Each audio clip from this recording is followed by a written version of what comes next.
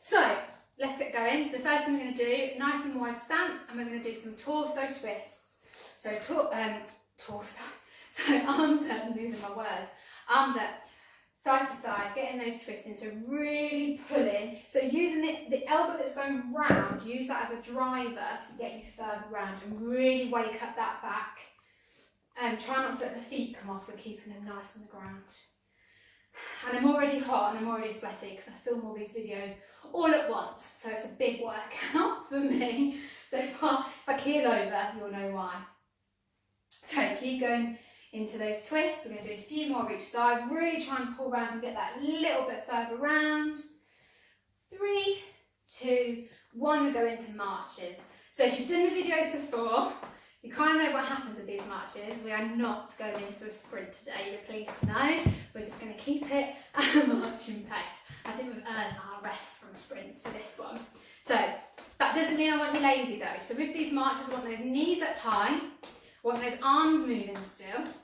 So it doesn't mean with this, okay, that's sloppy, I want it up, okay? Whole point of this warm-up is we get that heart rate going a little bit faster. If you want to add in a cheeky little sprint, off you go, but you're on your own. I'm not doing it with you this week. So keep going. Now we're going to, I'll just explain what we're going to do next. We're going to do our elbow to knee. So it's opposite elbow to opposite knee. And if you don't want to do that, you can just keep the legs still and just go down like this, okay? So it's completely up to you. Doesn't have to be high, but the higher the knee goes, the harder the exercise is. All right, so we're going to do it 3, 2, 1. So we're going to do that elbow to knee. So like I said, the higher the knee, the harder it is. If you don't want to do that and you want to keep your feet on the floor, then you just do this, okay? So they're your options for you. But I'll do it with you, nice and high. After this isolation period and you'll come back to normal lessons, you all should be better than me by this point, okay? So that's what I'm aiming for when we all come back out of this weird and wonderful world that we're in at the minute, all right? No excuses. So keep going for me. And then what we're going to do after this, we're going to do our arm circles. So we've done that in all of the videos, I think, so far. So really big circles with those arms, and we'll go back first. 3, 2, 1, last one. Arm circles. If you want to, you can carry on marching and do your arm circles. So that makes it a little bit harder for you. Really reaching up. I'm already out of breath in this one. Tired, as you'll soon know how many videos I've done because I'll be all tired like this, trying to keep up. So 2 more circles for me, and then let's take it forward. So big circles forward, like you're trying to reach something on the other side of the room. So the first exercise we're going to go into is lunges. So please feel free to grab something to balance on, all right? We're going to do it static, so we're not walking with the lunges. One more. Okay, we're going to do some lunges. Now, I'm going to do lunges that are static, and then I'm going to show you how to travel lunges. And we're going to do forward and back, but please just keep to whatever you feel comfortable doing. I know backwards is quite daunting. So static ones. I've got my chair here, and I'm just going to have it there for balance, okay? So I'm just holding on to it. Now, the front leg is going to go forward, and I'm lunging down, and I'm pushing it up, and the leg comes back in. So leg goes forward, down, push, bring the leg in, okay? So we're not going towards the leg, we're coming back. We're coming back to our central point. Now to take it backwards, we step back, lunge, bring that leg in. Back, lunge, in. So always coming back to our neutral position. Now to travel these, if you've got like a long side sort of cabinet, use it. If you can do it without any support, brilliant. So have that hand here. Now going forwards, the hand slightly in front, so you're balancing yourself. Bring that leg down and in.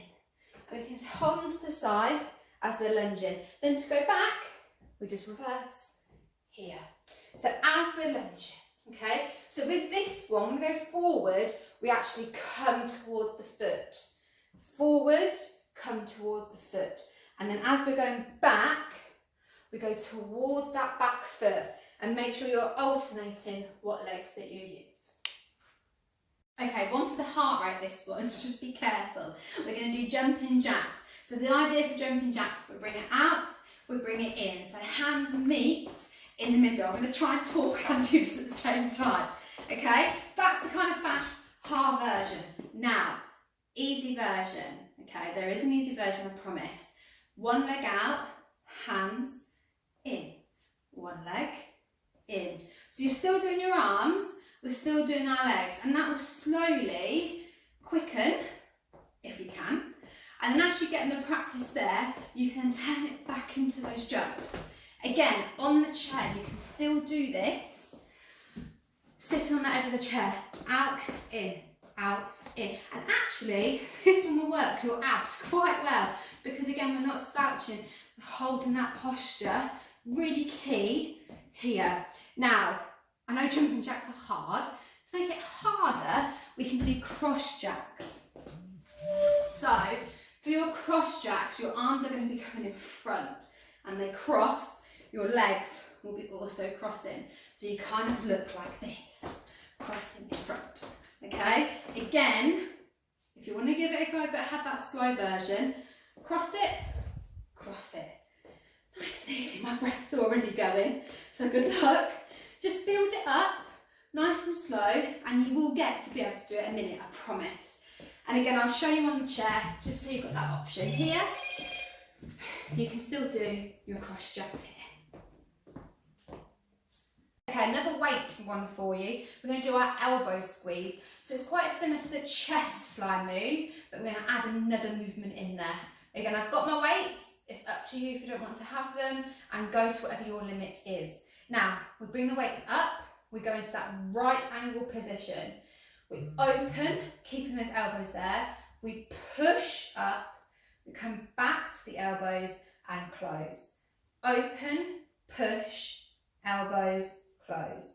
Open, push. Okay? So it's always at right angles, and my elbows never drop below my shoulders. So try and keep them up if you can. Now the last one we're going to do, I'm just going to double check what we're going to do, there we go, is our, it's called standing cross chest curl. That's quite a mouthful. You can do it standing or you can do it sitting, so I'll say sitting for you. So arms down by the side, and it's opposite arm, opposite shoulder. Nice and easy. So this one will feel a little bit more easier compared to maybe the other weight exercises that we've done. However, because it feels easier, do it for a little bit longer, and I'm sure you will start to feel it. Again, please do this with weights or without weights. Hi everyone, I just want to do a stretching video. Now this is really important that you do this video after every single workout that you do. So if you're just using the single videos that I've done previously and you've kind of built it up, so if you're going to put those as in a sequence of 5 videos, then please make sure this one is always at the end, because you need to make sure you're stretching after every activity, because that's when you'll find those aches and pains come into play. Scientifically, you've not got rid of that lactic acid in the muscles. So that's the science. Now we'll get on to the stretching. So first we're going to just do our legs. So one leg in front of the other. It doesn't matter which leg, because we're going to do it on the other side. Both my feet are in parallel, which means they're pointing in the same direction. So my back foot's not turned out, it's pointing in the same direction as my front foot. Now we're going to bend the front knee, okay, and then that should then, sort of, you should feel a stretch in the calf in the other leg. Same time, linking those fingers together, and we're going to push away. So we're going to stretch out the hands, stretch out the wrists, and we're stretching out that calf. So again, stay here for about 10 to 30 seconds, as long as you kind of need, you'll feel it. And then once you're ready, you're going to release the hands, and we're going to change legs, the other leg is in front. So again, feet pointing the same direction, front knee is bent, back leg nice and straight, hands go behind this time, and we squeeze those shoulders together. So if you can't see, I'm just going to turn. So if you can't feel that stretch, bring the arms up, and then you should feel it in the shoulders. So just kind of work out where you need to be. Again, release the hands. We're going to change legs this time. The heel goes down, the toe is pointing up. We're going to bend the other leg, the supporting leg. Hands go onto the supporting leg. We're not putting hands on the knees because we don't want to put any pressure on those knees. They're staying on the quads. to develop this stretch, just make it go further, have the one hand going down to the toe. So make sure you have your balance, and again, that will increase that stretch at the back of that calf.